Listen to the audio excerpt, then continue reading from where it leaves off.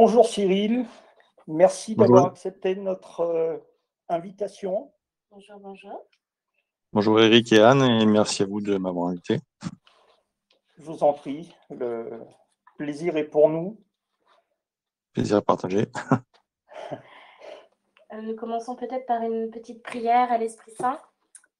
Et Oui, très ensuite, bien. nous vous laisserons nous vous présenter et puis nous enchaînerons avec tout ce que nous avons prévu aujourd'hui. De réjouissance. C'est ça. Au nom du Père et du Fils et du Saint-Esprit, ainsi soit-il. Venez, Esprit Saint, remplissez le cœur de vos fidèles et allumez-y le feu de votre amour. Envoyez votre Esprit Saint et tout sera créé. Et vous renouvellerez la face de la terre.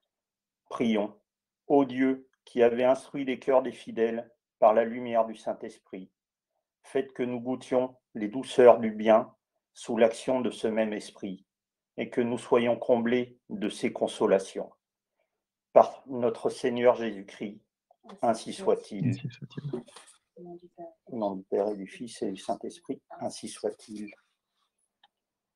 Merci Cyril à nouveau d'avoir accepté notre invitation. Nous vous laissons vous présenter.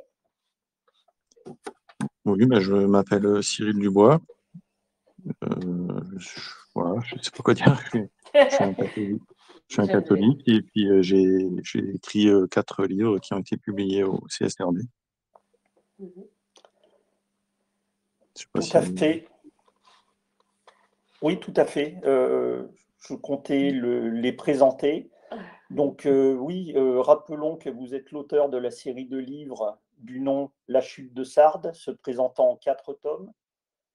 Le Oui, premier tome, La chute de Sardes, est intitulé D'une église à l'autre, de c'est ça. l'église de Thyatire à l'église de Sardes. Ce livre explique comment nous sommes passés de la Sainte Église catholique qui œuvre à la sanctification des âmes pour la plus grande gloire du ciel, à l'apostasie de masse et à l'Église de Vatican II qui œuvre à la perte des âmes. Oui. Le tome 2 s'intitule L'offensive de Mammon. Le tome 3 s'intitule L'œuvre destructrice de Belzébuth. Et le tome 4, Asmodée contre la famille. Ce 4e tome est encore disponible au collectif Saint-Robert Bellarmin, lien en description sous la vidéo. Vos livres rappellent avec talent que la force de la Babylone moderne sont les 3 concupiscences, chacune affiliée aux 3 anges prévaricateurs, qui sont Asmodée, affilié à la convoitise de la chair et l'impureté, Mammon à la convoitise des yeux, l'argent, et Belzébuth, l'orgueil de la vie, l'idolâtrie. Oui, c'est ça. Et accessoirement aussi, ce sont les 3 ministres de Satan, donc c'est ces aides de camp pour détourner les hommes du salut. Tout à fait, effectivement. Merci beaucoup Cyril. Merci. Quant à nous, nous allons présenter brièvement Rosarium, très brièvement. Donc Rosarium est une chaîne YouTube ainsi qu'un canal Telegram. Sur la chaîne YouTube, nous proposons des lectures de livres sanctifiants, des vies de saints. Nous avons eu la grâce de recevoir Monsieur l'abbé de la Chanonie pour une conférence également.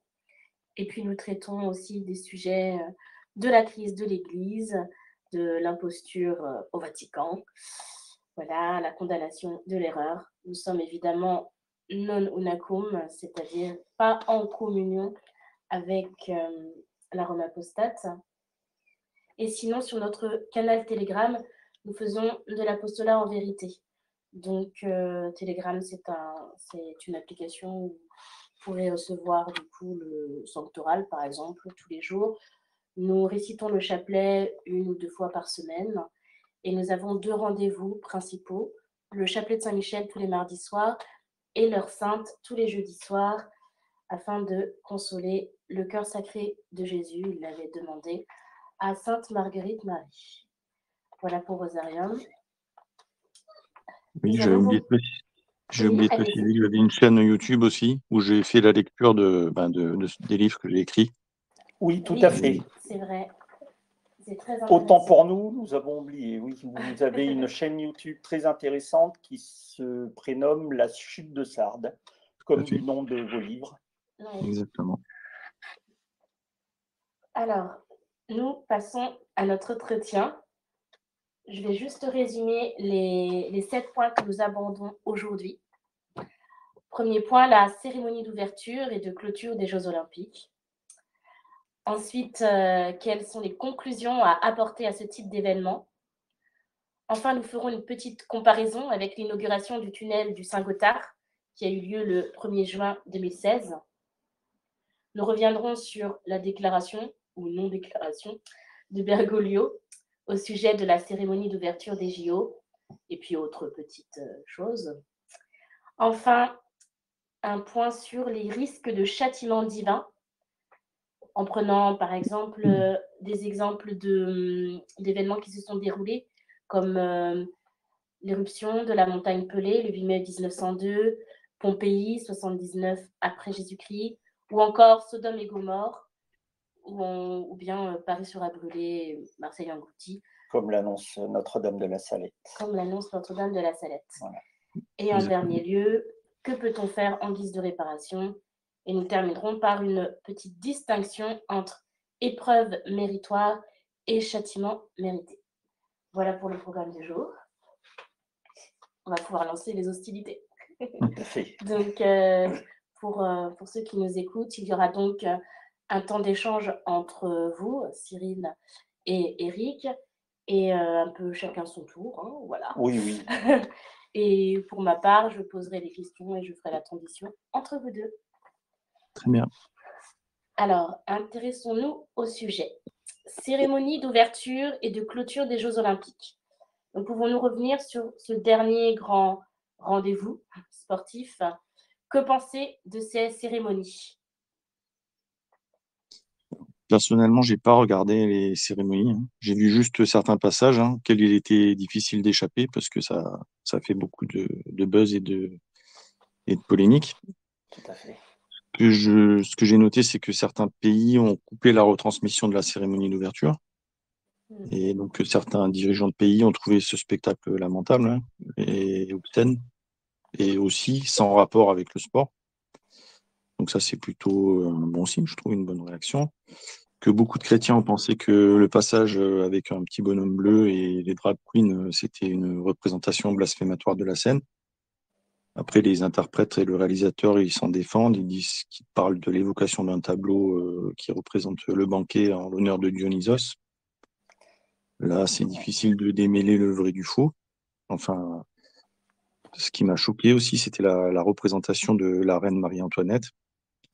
Mais ça a l'avantage de nous rappeler, pour ceux qui ont tendance à l'oublier, ce qu'est vraiment la République, hein, et sur quoi elle a été bâtie.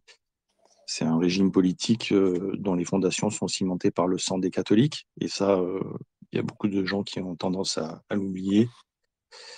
Et c'est un régime aussi qui a volé plusieurs fois les biens de l'Église, qui a malmené les religieux.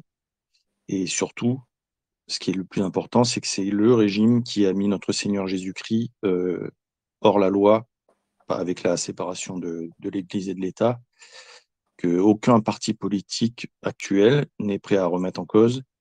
Et donc, que tous les gens qui votent pour ces gens-là, quelque part, sont de leur avis. Ils ne veulent pas revenir au Christ roi.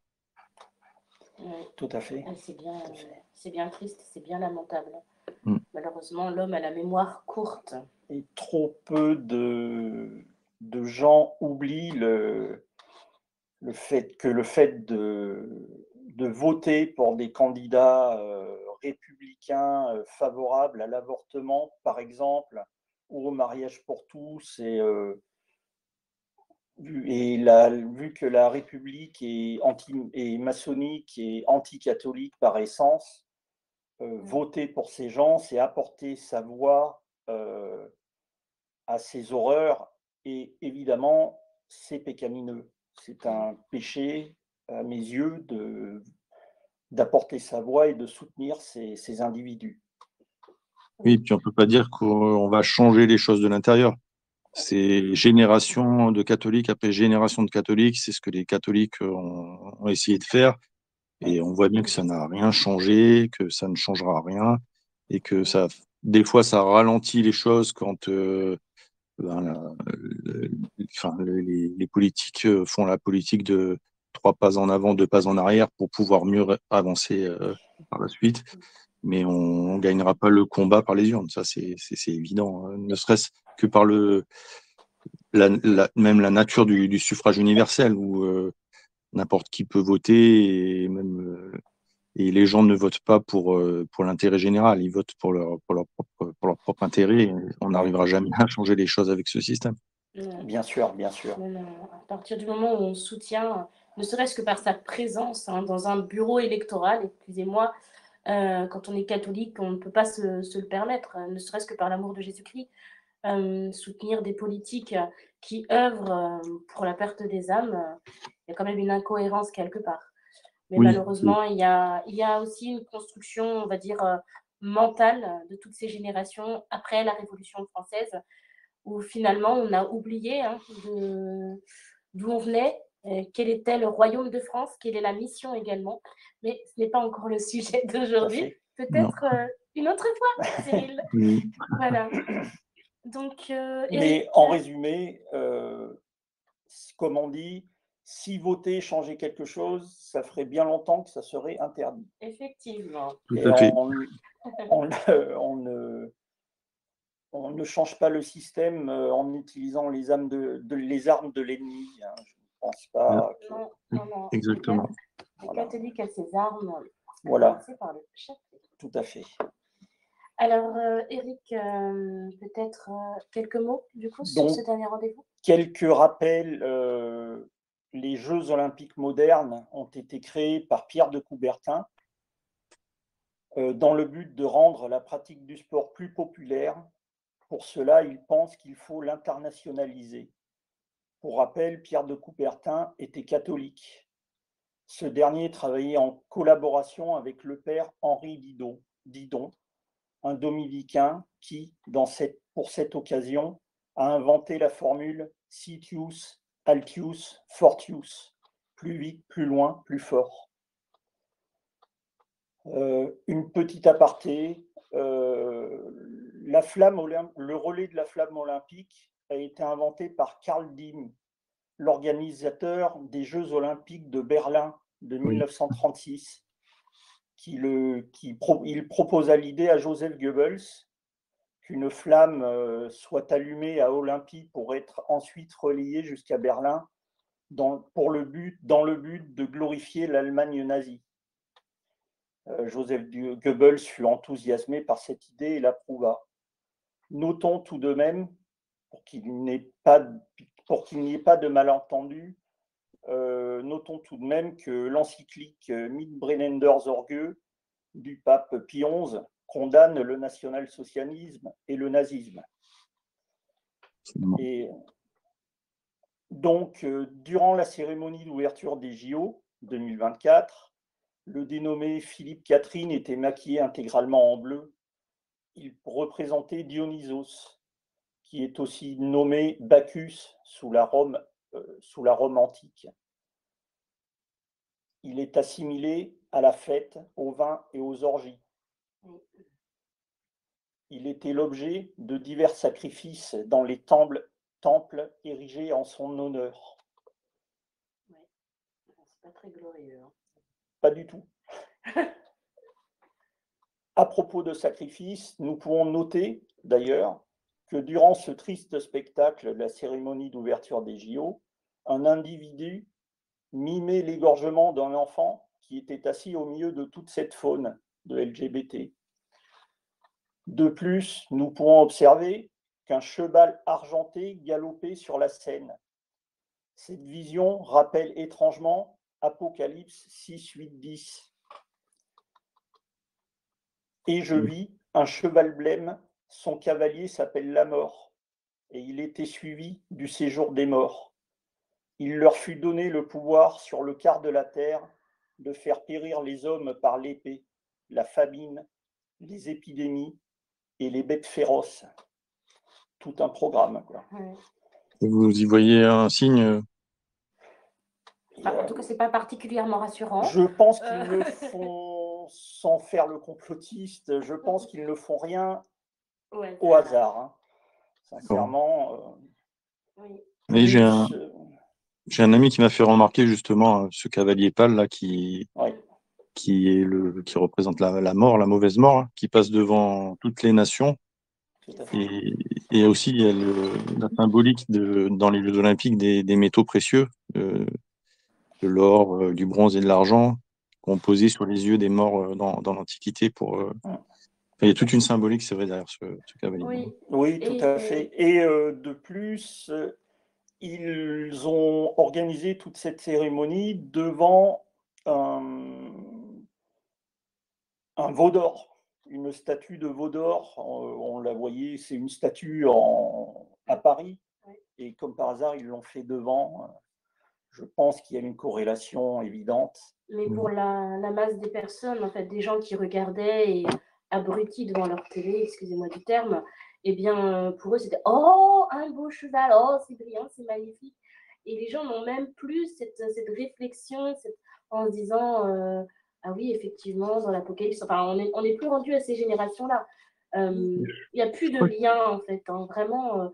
Ils sont éblouis, hypnotisés vraiment par cette... Il y a beaucoup de gens qui ont été choqués quand même. Il y a beaucoup de gens qui ont été choqués. Dieu merci. Oui. Ouais. Il y a des gens qui sur, ont été choqués. sur ma chaîne, j'ai pu remarquer une activité inhabituelle sur la vidéo de l'exorcisme de Léon XIII. Oui. Il y a eu style 2000 vues en une semaine, ce qui est énorme pour. D'accord. Et oui. C'était juste suite à la cérémonie des Jeux Olympiques et j'ai vu qu'il y avait des commentaires justement qui parlaient de cette cérémonie. Donc je pense qu'il y a quand même des gens qui ont été choqués et que ça a fait réagir, qui ont senti qu'il y avait quelque chose de vraiment malsain derrière tout ça, quoi. Et oui, bien sûr. Parce qu'il faut que les gens réagissent et que les gens ouvrent les yeux, vraiment, oui. Que les écailles tombent des yeux, comme l'histoire de Toby. Vraiment, il faut que les gens réalisent qu'on est vraiment, dans les catholiques des derniers temps, on est vraiment dans une période inédite de notre histoire, où le mal ne se cache plus et affiche son venin partout où il passe. Il scandalise les yeux, les oreilles, il scandalise absolument tout le monde. Comme je le dis. Oui, je vous en prie, Cyril.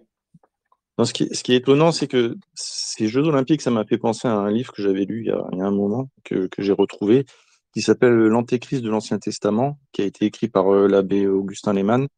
Et il parle justement de l'époque des Maccabées, qui avait été envahie par les Grecs, et donc il avait installé un gymnase et qui pratiquait les jeux comme on les pratique aujourd'hui. Et c'était vraiment une malédiction pour les anciens juifs, quoi, cette manière de faire, quoi. Et c'est exactement la même chose aujourd'hui chez nous. On a ces temples pour le corps, là, les Jeux Olympiques, c'est un peu ça, hein, oui. Et j'ai repris dans le livre, là, il dit que la première destination et la principale de ces jeux, c'était substituer à l'étude de la loi divine l'étude des fables et des lettres païennes. Donc voilà, on est en plein dedans. Oui. Deuxième destination, développer les forces physiques par des jeux et des exercices corporels. Et enfin, la troisième destination, insinuer la luxure et même les vices contre nature, parce que ça faisait partie du lot. Hein. Oui, et là, tout à fait. Quand on voit la symbolique là, soi-disant de la scène, là, avec toutes les drag queens derrière, on est en plein là-dedans, on célèbre la culture contre nature. Oui, la culture contre nature. Hein, c'est les trois concupiscences réunies. Mais comme je dis souvent, d'un mal, Dieu en crée toujours un plus grand bien. Alors si cela permet à des individus, à des âmes de se convertir, Deo gratias. Hein, oui, souvent c'est ça. Hein. Quand il y a quelque chose de choquant, c'est un électrochoc pour certaines personnes. Tout à fait. Oui. Et donc, vous en avez parlé aussi brièvement tout à l'heure, comble de l'horreur, durant cette cérémonie, on pouvait observer Marie-Antoinette, une représentation de Marie-Antoinette qui était représentée comme tenant sa tête entre ses mains à un balcon et chantant une chanson révolutionnaire. Là, évidemment, là, enfin, on voit que la République est anti-catholique et maçonnique, hein, tout simplement. Donc, Oui, et, toujours pas, et on veut toujours à nos rois pour oui, ce oui, qu'ils ont fait. Oh, vous ils ne croyez? tournent pas ils ne tournent pas la page. Non, non. Le pardon, c'est pas très, chez eux, pas très républicain de pardonner. Pas Enfin, du tout. pardonner des choses. Enfin, voilà. Donc, quelle conclusion apporter à ce type d'événement? Je pense que c'est à l'image de notre pays, hein, et d'une manière plus large de tout l'Occident décadent, qui n'accepte plus les lois naturelles et qui prétend que l'homme est au-dessus des lois de Dieu. On voit le résultat, hein. L'homme créé à l'image de Dieu est tellement dégradé qu'il ne ressemble plus à rien. Et c'est un grand châtiment de ne pas le voir. Aujourd'hui, on voit des gens qui s'identifient à des choses, ils peuvent s'identifier à un loup, à une licorne, et il faudrait qu'on accepte de dire oui, oui, c'est vrai, vous êtes, si vous pensez que vous êtes ceci, ben, c'est que vous l'êtes. On est vraiment dans une perversion de l'esprit qui atteint des degrés c'est de la folie. Oui, oui, c'est. Je suis désolé de le dire, mais avant, à une époque pas si lointaine que ça, enfin, on les aurait traités, on les aurait soignés, quoi. Je veux dire, hein, après, bon. Mais sinon, oui, c'est un refus c'est une perte de raison et un refus de Dieu, simplement Absolument. un refus de la création, hein, tout simplement. Moi, je pense en toute humilité que cette cérémonie est le reflet de notre société qui fait des concupiscences son mode de vie et qui, par conséquent, se roule dans la fange du péché. Les scandaleuses outrances blasphématoires de la cérémonie d'ouverture ont crié vengeance à la face de Dieu. En réponse à cela, étonnamment ou pas, le ciel a répondu par un déluge qui a duré toute la nuit après la cérémonie. Et une mystérieuse panne d'électricité a plongé une importante partie de Paris dans l'obscurité, dans les ténèbres, à l'exception de la basilique du Sacré-Cœur de Montmartre. Et c'est merveilleux. Oui, oui, c'est merveilleux, tout à fait. Comme si Dieu, dans son immense miséricorde, voulait montrer aux hommes la voie du salut, qui est la repentance de leurs mauvaises actions passées et la dévotion au Sacré-Cœur de son divin Fils. Rien ne se fait au hasard, et comme je disais précédemment, d'un mal, Dieu en tire toujours un pli grand bien. Donc, Oui, si par ce biais, il nous envoie un message pour inciter les âmes à se convertir à son divin cœur, Deo gratias. Deo gratias. oui. C'est un pied de nez à ceux qui veulent raser le Montmartre, le Sacré-Cœur. Oui, tout à fait, effectivement, effectivement. Et nous voyons bien que officiellement, on nous rabâche les oreilles que la laïcité tolère que les individus pratiquent leur religion dans un cadre privé. Mais pendant la cérémonie des JO, la République ne s'est plus cachée et a montré à la face du monde son vrai visage, le visage hideux du satanisme. Et nous devons être conscients que si tout cela se produit, c'est que Dieu le permet. Satan ne peut rien faire sans l'autorisation de Dieu. Tout à fait. Ceci est dû en partie, je pense, à mon humble avis, à la tiédeur d'une majorité de catholiques qui sont devenus des consommateurs de sacrements et ont oublié d'être de réels soldats du Christ, qui ne craignent pas de perdre leurs habitudes confortables pour la plus grande gloire de la Sainte Église catholique. Il est d'ailleurs écrit dans Apocalypse 3,16. Oui, ma chérie, tu veux dire quelque chose? Oui, non, Apocalypse 3,16, c'est « Ainsi, parce que tu es tiède et que tu n'es ni froid ni bouillant, je te vomirai de ma bouche. » C'est essayer de C'est violent, hein. visualiser un peu. Si vous C'est entendez violent. cette phrase sortir de la bouche de notre Seigneur, parce que tu es tiède et que tu n'es ni froid ni bouillant, je te vomirai de ma bouche. C'est quand même suffisamment impressionnant pour se réveiller un peu. Oui, ça veut dire qu'il Hein. sera. Oui. Le tiède est expulsé du corps du Christ par sa bouche, par ses maudits. Oui, c'est très violent. De l'amour de Dieu et rejeté. Et Sainte Françoise Romaine explique qu'au ciel, lorsque les anges rebelles, quand il y a eu la rébellion des anges, certains sont restés tièdes, justement. Ils ne se sont pas prononcés. Ils ne sont pas prononcés et ils ont été maudits comme les autres. Enfin, ils ont un châtiment qui est moins important que les autres, puisque ce sont ces anges-là qui sont sur terre pour nous, enfin, ces mauvais anges qui sont sur terre pour nous tenter, et ils sont pas en enfer comme les autres. C'est quand même une leçon contre la tiédeur, quoi. Oui, contre la tiédeur. Et choisissons notre camp. Choisissons notre camp. Nul ne peut servir de maître. Ça, c'est dans l'Évangile. Et c'est vrai qu'il y a beaucoup de personnes catholiques et qui ne sont peut-être même pas au courant de cette histoire des anges tièdes. C'est vrai que c'est également un péché de ne pas connaître et de souhaiter connaître sa propre religion, la religion catholique. Mais effectivement, au ciel, quand il y a eu donc ce combat, et ça tombe bien, c'est la Saint-Michel demain, il y a eu ce combat entre les anges, donc les anges fidèles, avec à leur tête Saint-Michel, et puis les anges apostats, prévaricateurs. Eh bien, il y en a vraiment des anges, donc pur esprit, qui sont restés figés quelque part et tièdes en disant oui, non. Et puis finalement, eux ont été précipités sur la terre. Donc, si on fait la comparaison avec nous-mêmes, c'est-à-dire à notre petit niveau, effectivement, dans le combat de la foi, il y aura un positionnement personnel à prendre dans le combat pour notre Seigneur Jésus-Christ. Parce qu'on aura tous des comptes à rendre arrivés devant le tribunal divin. Es-tu avec moi ou es-tu contre moi? Il n'y aura pas un milieu, une petite case au milieu en disant bon, moi je m'assois sur ce petit tabouret-là et puis voilà, faites vos petites affaires. Du moment que moi j'ai mon strapontin au ciel, je suis tranquille. Voilà. On se souvient aussi de l'image de Pilate qui s'est quand même lavé les mains.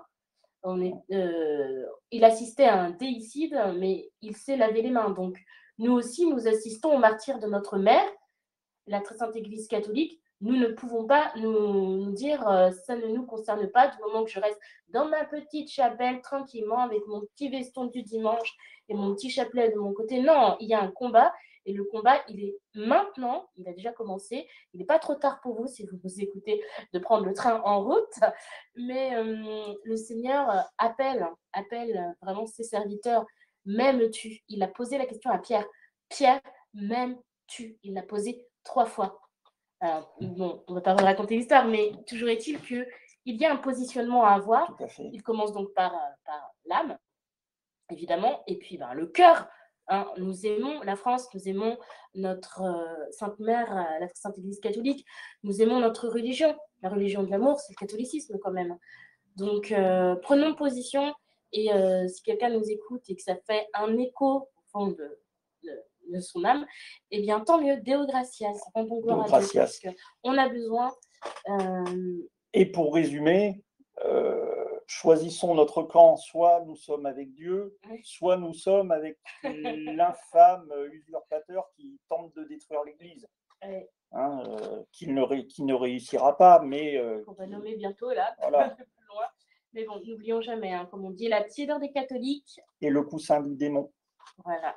Bien sûr, le démon se repose sur la tiédeur des catholiques. Évidemment, ça ne l'arrange pas d'avoir en face de lui un catholique fidèle à la très sainte Église catholique, à son chapelet, à la Sainte Messe, et voilà. Ce qu'il veut, c'est remplir... Tout simplement un catholique qui remplit correctement son devoir d'État comme un vrai catholique, qui est un bon père de famille, qui éduque bien ses enfants, qui dans le monde montre qu'il est catholique, sans en faire trop, mais quand il aborde le sujet, il en parle.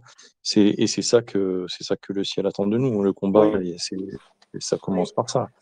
Tout à Après, fait. certaines personnes ont peut-être des prédispositions pour en faire plus, mais c'est pas le cas de tout le monde, quoi.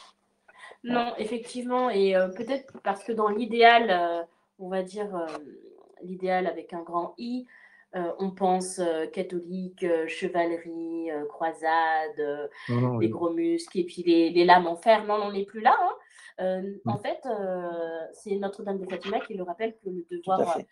la sanctification des Tout à âmes, fait. donc c'est dans le devoir d'État, c'est-à-dire un catholique, bien quand il fait son travail, il l'offre à Dieu et c'est ainsi qu'il sert la gloire de Dieu. On se sanctifie dans son devoir d'État, quelle que soit Absolument. la vocation que notre Seigneur a choisie pour nous. Par exemple, le mère de famille, elle sauve les âmes en, en tenant bien sa maison, en éduquant chrétiennement ses enfants. Un père de famille aussi fait son devoir d'État en allant au travail tous les matins, en faisant bien son travail, en suivant les 5 commandements de Dieu. Voilà, ça, c'est la sainteté, elle n'est pas dans l'éclat, elle est dans l'ordinaire, et Oui. c'est ça qui est extraordinaire. Donc, Je pensais n'oublions à la pas, petite n'oublions pas. Sainte Thérèse. Oui, Pensons à la effectivement. petite Sainte Thérèse qui, La du voie fond d'amour. de son couvent, a fait tellement pour Oui, le salut des âmes qu'elle est patronne des missions, alors qu'elle n'est jamais sortie Ouais. de son couvent. effectivement. Oui, tout à fait. Incroyable. Mm. Et on peut Et conclure c'est notre peut-être. sainte patronne secondaire de la France avec Sainte Jeanne d'Arc. Oui, Donc sainte ça doit être patronne. un modèle pour nous. Oui, oui, tout à fait. C'est Un modèle un dans magnifique l'immolation, modèle pour nous. dans le silence et l'immolation. Et l'humilité. Et l'humilité, ouais. L'humilité de faire ce que l'on doit pour l'amour de Dieu, dans le silence. On n'a pas parlé de la Sainte Vierge, mais on en parlera un petit peu Oui. tout à l'heure Quand même. également, hein, parce que nous ne l'oublions pas évidemment, Ah non, non, mais, bien sûr que non. elle garda toutes ces choses dans son cœur. Donc toute sa vie, la Sainte Vierge, c'est le silence, l'immolation profonde, l'amour, l'union de son cœur avec le cœur de son divin Fils. Donc tâchons de nous rapprocher d'elle. Et c'est par la consécration mariale, c'est par la dévotion mariale que la France sera restaurée et que le monde sera sauvé. Elle l'a promis de toute façon. À la fin, mon cœur immaculé triomphera. Elle est fidèle à ses promesses. Donc tout va bien. Enfin, tout va bien. La Nous, croix, la joie. nous en parlerons un peu plus tard dans Effectivement. Nous allons passer au l'émission. point Mais oui. suivant. Donc, un autre sujet. Comparons donc ces cérémonies avec l'inauguration du tunnel de Saint-Gothard le 1er juin 2016. Il y a probablement des personnes qui ne sont pas au courant de ce qui s'est passé ce jour-là. Mais pouvons-nous dire quelques mots là-dessus? Peut-être. Oui, bah, c'était la même symbolique satanique, hein. C'était une cérémonie glauque avec des danseurs, avec des boucs, il y avait un espèce d'ange aussi qui descendait du ciel avec une grosse tête, il était difforme, enfin c'était vraiment quelque chose qui mettait mal à l'aise, et une ode à la laideur et à la malséance. Donc on était là aussi dans l'inversion des valeurs et la glorification des démons qui étaient représentés lors de ces cérémonies, celle du Gothard et celle des Jeux Olympiques, quoi. Et particulièrement, si on revient sur Dionysos, là, qui est le dieu de la fureur aussi, hein, et de la subversion, et qui était marqué par des sacrifices humains. Donc on a affaire à des élites, des fausses élites, hein, parce que la définition d'une élite, c'est pas du tout les gens qui sont à notre tête, hein, c'est ce qu'il y a de meilleur dans la société, et là c'est pas le cas. Eux, ils sont satanistes, dépravés, et ils ne s'en cachent même plus. Ils organisent ce genre de cérémonie parce qu'ils méprisent tellement le peuple qu'ils le font au vu et au su de tous, quoi. Tout à fait. Voilà, Ils ne craignent plus de réaction du peuple, entre guillemets, hein. Ils savent Oui, que ils ne se cachent plus de toute manière, et ils savent que le peuple bon, va accepter fatalement. On l'a bien vu pendant le Covid, par exemple, oui, sont prêts à tout accepter, et oui, ça ils en c'est redemandent. absolument. Et Euh, même, ils participent aussi, hein. Si on parle du Covid, Tout à fait. C'est des petits collaborateurs, quoi. Oui, oui, tout à fait. Ils étaient prêts à mettre dans des camps les gens qui voulaient pas se faire vacciner. Ah oui, oui, oui. Là, les heures sombres de notre histoire n'étaient pas loin. Oui, absolument. C'est vrai. Hein, Puis bon, avec les boomers, entre guillemets, qui se portaient volontaires pour aller contrôler les passes sanitaires à l'entrée des restaurants. Enfin, là, on voit C'était incroyable. Oui, incroyable. Puis bon, toute la délation, on a vu les Oui. voisins qui se... La délation La entre délation, voisins. ouais, ouais. C'était très sympathique. Hein. Vraiment. Voilà, c'est ça. Donc, le tunnel ferroviaire du Saint-Gothard, Eric. Donc, petit rappel, le 1er juin 2016 a eu lieu l'inauguration du tunnel ferroviaire du Saint-Gothard, qui est le plus grand tunnel ferroviaire du monde. Il a fallu 17 ans pour le construire.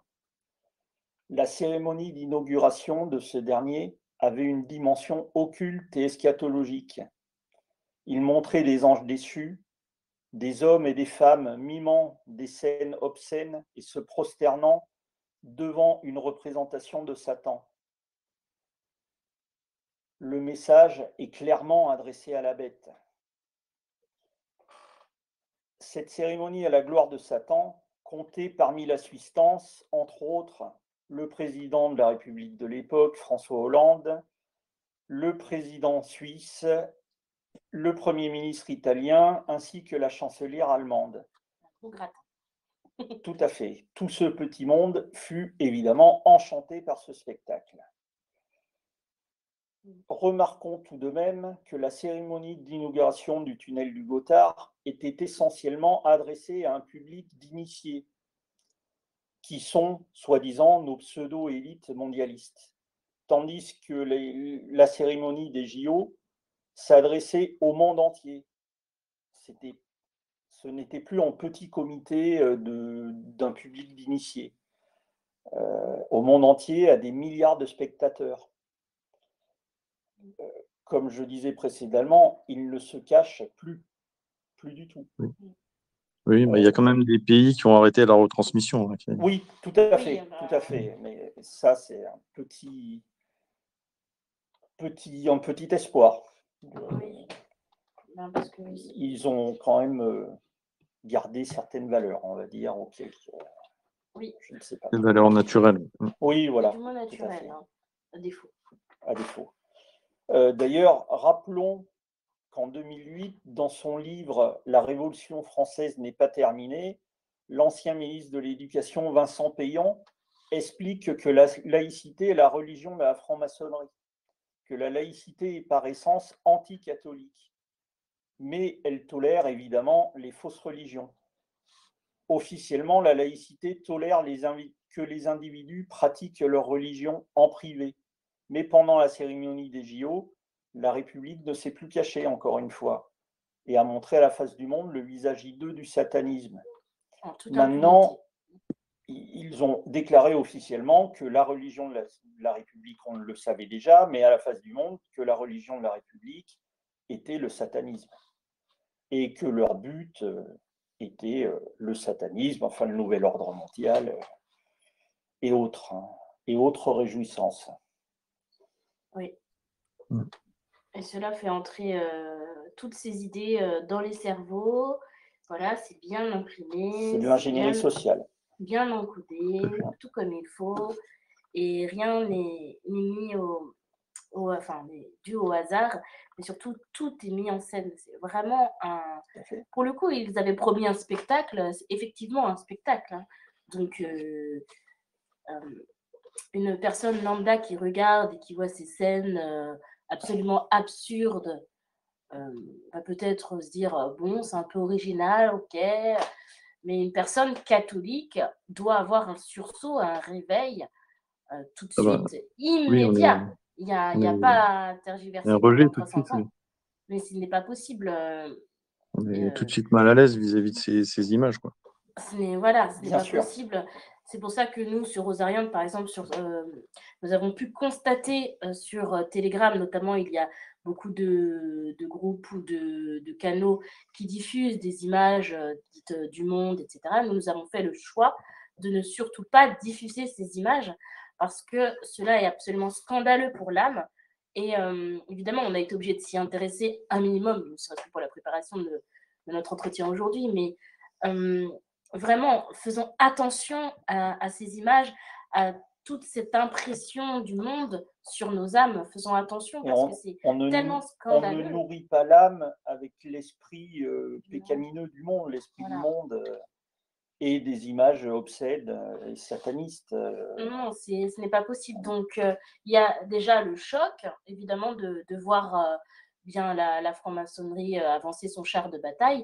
Mais au-delà du choc, nous aimerions rappeler également que nous devons avoir une réaction catholique, c'est-à-dire prier, réparer, parce que tous ces péchés-là, tous ces péchés demandent réparation à la face du Seigneur, à la face de Dieu.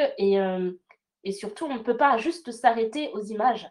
Il faut aussi consoler la très sainte Vierge de la peine immense qu'elle a dû ressentir en voyant ses enfants, et parmi ses enfants débaptisés également, se rouler dans la fange et offenser Dieu.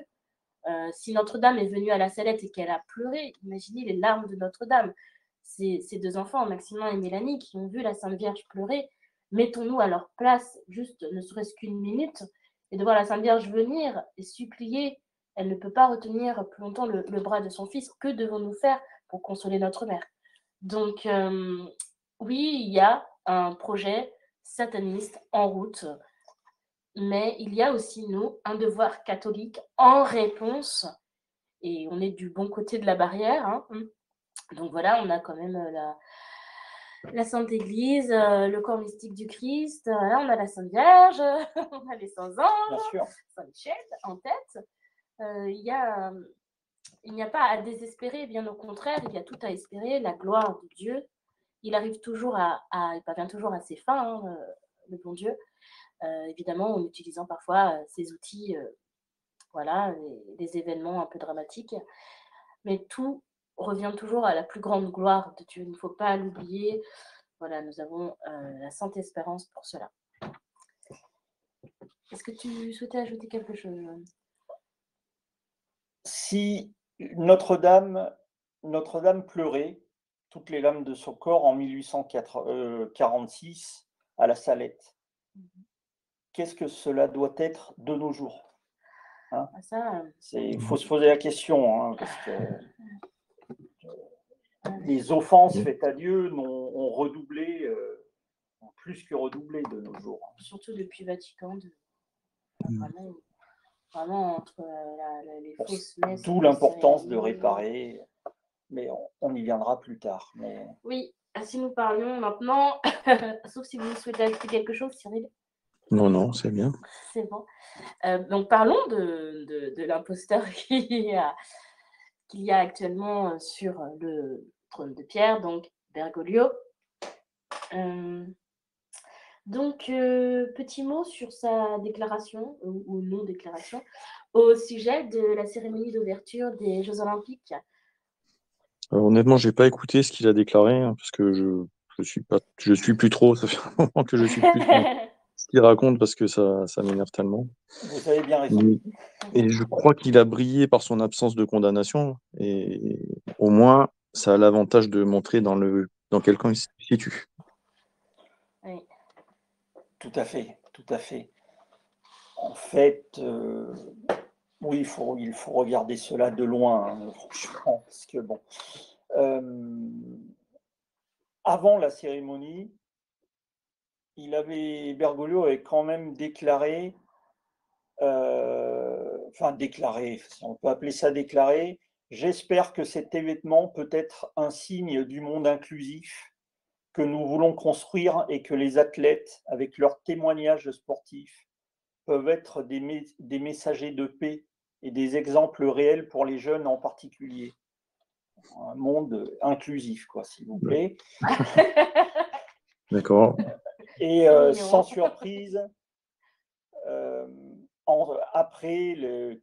plusieurs jours après les cérémonies ou la cérémonie d'ouverture, Il a seulement ajouté ces déclarations insipides, le Saint-Siège, entre guillemets, a été attristé par certaines scènes de la cérémonie d'ouverture des JO de Paris.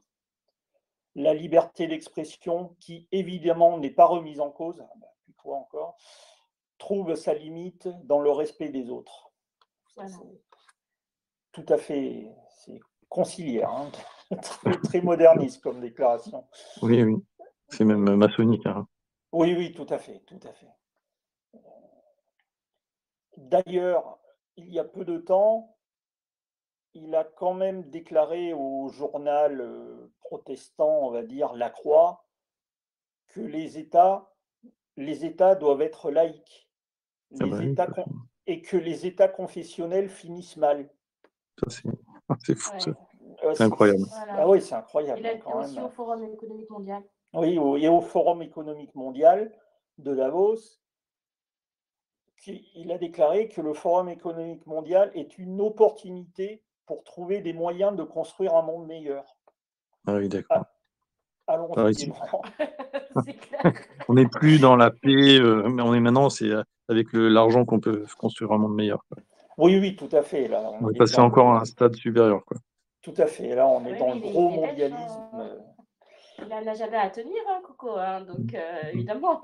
J'allais y venir. En plus, nous savons déjà que McKinsey, qui est un cabinet international de conseil en stratégie mondialiste, il s'occupe de la communication du Vatican. Le nom de McKinsey est associé à un certain nombre de scandales, notamment dans son rôle joué dans la crise financière de 2007-2008 et la crise des opioïdes aux États-Unis en 2010. Ouais. De plus, la Rome apostate suit très précisément le programme de l'agenda 2030, trouvable sur Internet. Rien n'est caché. L'agenda 2030 afin de promouvoir l'inclusion des personnes LGBT et les droits humains au mépris de ceux de Dieu. Voilà, je pense que c'est clair. Ils sont en avance sur l'agenda, de toute façon. Là, hein. Oui, ils sont en avance. Le Vatican Apostat est tout simplement une ONG mondialiste et sataniste qui œuvre à la destruction de l'Église catholique de notre Seigneur Jésus-Christ en vue du nouvel ordre mondial, la construction du troisième temple. La destruction du règne social de notre Seigneur Jésus. Tout à fait. Oui. Tout à fait. Qui a commencé par la séparation de l'Église et de l'État et la laïcisation des États voulue par Vatican, qui a incité les États catholiques à changer leur constitution pour en faire des États laïques qui toléraient toutes les religions. Eh oui. Souvenons-nous des déclarations de Montini Paul VI disant que nous avons tous le culte de l'homme, des choses dans ce goût-là. Voilà. C'est la déification de l'homme par l'homme. C'est dramatique. Et il y a même encore des personnes qui se disent vraiment catholiques et qui sont unacum, c'est-à-dire en union avec cet individu. Là, ne nous laissons pas berner quand même. Regardons un peu les choses telles qu'elles sont. Ce sont des faits, on n'invente rien. Donc, quand vous allez à une sainte messe et que le prêtre à l'autel Otei du Tour se dit unacum avec cet individu, posez-vous les bonnes questions à un moment donné. Oui, il reconnaît implicitement qu'il reçoit sa juridiction de cet homme-là. Tout à fait. Voilà, c'est ça. Et il offre la Sainte Messe parce qu'il est autorisé par cet homme à le faire. À le faire, cet homme qui n'est... Et l'évêque du lieu qui n'a le nom d'évêque que le nom, quoi. Et de catholique souvent aussi. Voilà. Donc, si quelqu'un nous écoute et se pose la question, nous l'invitons à se renseigner, que ce soit sur votre chaîne YouTube, Cyril, ou bien sûr la nôtre, ou demander à un prêtre non-acum de lui expliquer qu'est-ce que c'est que cette affaire. Voilà, mais en tout cas, voilà. Mais, Continuons de prier parce qu'on a bien besoin de prier, de mais faire des nous avons sacrifices. déjà vécu, les hommes ont déjà vécu ces expériences par le passé. Je veux dire, Oui. exemple, pendant l'hérésie arienne d'Arius, Mhm. les catholiques restants n'allaient pas dans les messes ariennes. Ils Ou ont fait un choix. Ou pendant la pendant, Révolution française. voilà, tout à fait, ils n'allaient pas chez les prêtres jureurs. Tout à Ils fait, préféraient aller se cacher dans les bois pour assister à une absolument. messe qui n'était pas en communion avec la République. Oui. Donc on en revient à cette responsabilité d'être catholique et donc de vivre en vérité, fidèle à notre baptême et ce que nous avons promis aussi à notre Seigneur dans notre vie. Et oui. Alors on va passer à un autre point, tout aussi intéressant, les risques de châtiment divin. Alors nous allons aborder peut-être ce point sous différentes histoires de l'histoire. L'histoire de l'histoire avec un grand H. Donc la montagne Pelée, par exemple, dont on a déjà parlé sur Rosarium, on ne se moque pas de Dieu. Donc l'éruption qui a eu lieu le 8 mai 1902. Nous parlerons un petit peu aussi de Pompéi, 79 après Jésus-Christ, ou encore Sodome et Gomorrhe, qui est connu par tout le monde. Et puis quelques mots aussi sur Notre-Dame de la Salette avec Paris sera brûlé et Marseille englouti.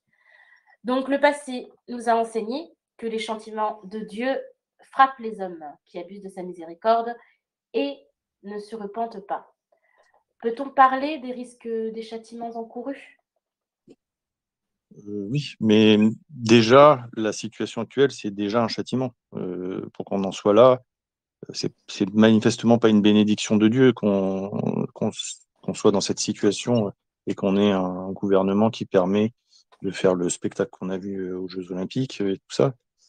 C'est déjà un châtiment. Les catholiques sont déjà châtiés parce que génération après génération, ils votent pour ceux qui paraissent les moins mauvais en disant bah oui, lui, il est moins mauvais que les autres, donc on va voter pour lui. Mais on peut pas voter pour des libéraux, quoi. Enfin, libéraux dans le meilleur des cas. La plupart du temps, ils sont carrément des ennemis déclarés de notre Seigneur Jésus-Christ. On a quand même vu lors de la dernière élection présidentielle un grand nombre de catholiques de la tradition voter le dimanche des Rameaux pour un Israélite qui avait clairement dit qu'il était contre Jésus-Christ. C'est quand même, moi je m'en suis pas remis de ça, je trouve Nous non plus. c'est incroyable. Oui, oui, tout à fait. Et là, aux dernières élections, on nous présentait le RN comme la solution qui allait changer les choses, qu'il fallait aller voter parce qu'il y avait un tournant.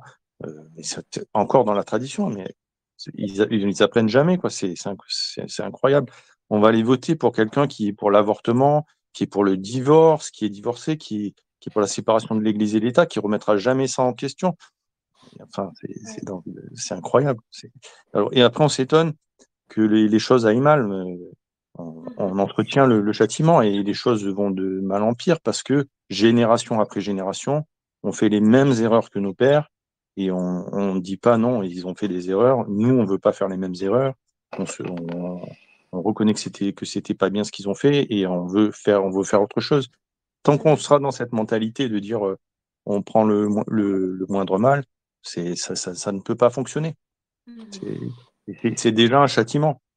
Donc, on va, oui, vers des châtiments encore pires, parce que au bout d'un moment, la patience de Dieu va être épuisée, et la seule solution qui va rester, ça sera un châtiment énorme, comme l'annonce la Salette, hein. Paris détruit, Marseille englouti. On va en arriver là parce qu'on n'apprend pas. Et comme on n'apprend pas, on met pas en place ce qu'il faut pour réparer les choses. Oui, oui, c'est vrai que l'amour de Dieu, c'est l'amour de l'ordre. Il faut faire les choses dans l'ordre. Quel est le devoir du catholique? Le devoir du catholique ne sera jamais d'aller voter, s'il vous plaît, pour la religion sataniste et maçonnique qui nous est présentée à l'heure actuelle. On ne peut pas être catholique et républicain. Non. Un parti politique n'est pas un parti de Dieu. Nous sommes Et s'il y avait français. s'il y avait un parti Enfin, politique qui nous dit mon programme, c'est de réinstaurer la royauté sociale de notre Seigneur Jésus-Christ, oui, à la dans limite, dans son Oui, intégralité bien sûr. voilà. et dans la fidélité à la loi Mais, divine et Mais, de l'Église. mais, Oui. mais là, en l'occurrence, pour c'est ne pas du tout le cas. citer, non, ce n'est pas du tout le cas. Pour ne citer que le Rassemblement national est à mes yeux un parti de gauche, socialiste, on va dire. Parce que bon, comme vous l'avez rappelé, ils sont favorables à l'avortement, favorables au mariage pour tous, favorables, enfin pro-Europe, pro-sioniste, pro-commandement intégré de l'OTAN. Voilà, enfin, ils cochent toutes les cases. Et le bon Dieu, par contre, Oui, par attention, contre, voilà. n'allons pas trop loin non plus. Non, il faut vraiment. C'est terrible, mais il faut vraiment que les gens On ne réalisent. peut pas espérer en ces gens-là. Il faut Non. espérer en Dieu. Oui. Voilà. Confiance en Dieu. Et encore une fois, si ces partis sont autorisés, c'est qu'ils ont coché toutes les cases nécessaires. Bien sûr. Bien sûr. Sinon, ça ferait longtemps qu'ils seraient interdits et dissous. Oui. Et vous avez dit, Cyril, aussi, la solution viendra de Dieu. De Dieu. Et de Dieu seul. Absolument. Tout à fait. Oui. De toute façon, on ne peut pas, humainement, je ne vois pas comment on pourrait restaurer les choses aujourd'hui sans l'intervention de Dieu. On est arrivé à un point où c'est une intervention biblique auquel on va assister. Hein. Oui.